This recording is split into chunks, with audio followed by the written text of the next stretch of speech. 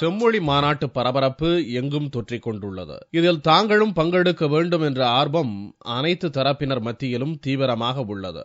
கோவை தெக்குப்பாளையத்தில் உள்ள தனியார் மெட்ரிக் பள்ளியில் 3600 சதுர மீட்டர் அளவுள்ள துணியில் செம்மொழி மாநாட்டு சின்னம் வரைதல் மற்றும் மகாத்மா காந்தியைப் போல 255 மாணவர்கள் வேடம் அணிந்து உலா வருதல் என்ற 2 சாதனைகள் நடத்தப்பட்டன. கின்னஸ் சாதனையை எதிர்நோக்கி இந்த நிகழ்ச்சிகள் நடத்தப்பட்டன.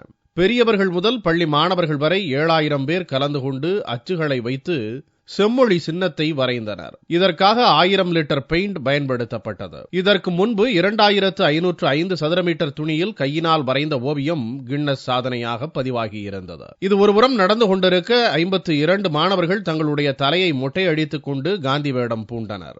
இவர்கள் தவிர மொட்டை போன்ற விக்கணிந்து கண்கண்ணாடி, வேஷ்டி, மேலாடை, கையில் தடி செய்தும் மகாத்மா காந்தியைப் போல வேடம் அணிந்து மாணவர்கள் உலா வந்தனர். இதில் 255 மாணவர்கள் கலந்து கொண்டனர். இந்த சாதனைகள் லிம்கா சாதனை புத்தகத்தில் இடம்பெற ஏற்பாடு செய்யப்பட்டு இருந்தது. நான் லிம்கா புக் ஆஃப் ரெக்கார்ட்ஸ் டெல்லியிலிருந்து வந்திருக்கேன்.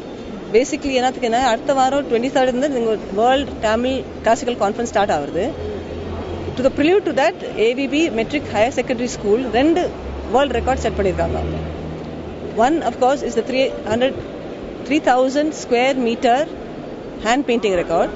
And what you see behind us is the 255 children யாரு அங்க மகாத்மா காந்தி மாதிரி ட்ரெஸ் பண்ணி வச்சிருக்காங்க to show respect to the father of the nation.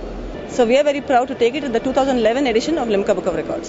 மாணவர்கள் மத்தியில் நாட்டுப்பற்று, மொழிப்பற்று ஏற்படுத்தும் வகையில் இதுபோன்ற நிகழ்ச்சிகள் தொடர்ந்து நடத்தப்படும் என்று அப்பள்ளியின் தாளாளர் சுப்பிரமணியன் கூறினார். இந்த சாதனைகள் இதோடு நின்று விடாமல் பல்வேறு சாதனைகளை எங்களுடைய மாணவ கண்மணிகள் வாழ்நாள் முழுவதும் தொடர்ந்து செய்து கொண்டே இருக்க வேண்டும் என்று நாங்கள் விருப்பப்படுகிறோம். செம்மொழி மாநாடு இப்போதே துவங்கிவிட்டது போல கோவையில் பல்வேறு நிகழ்ச்சிகள் மக்களை கவர்ந்து வருகின்றன.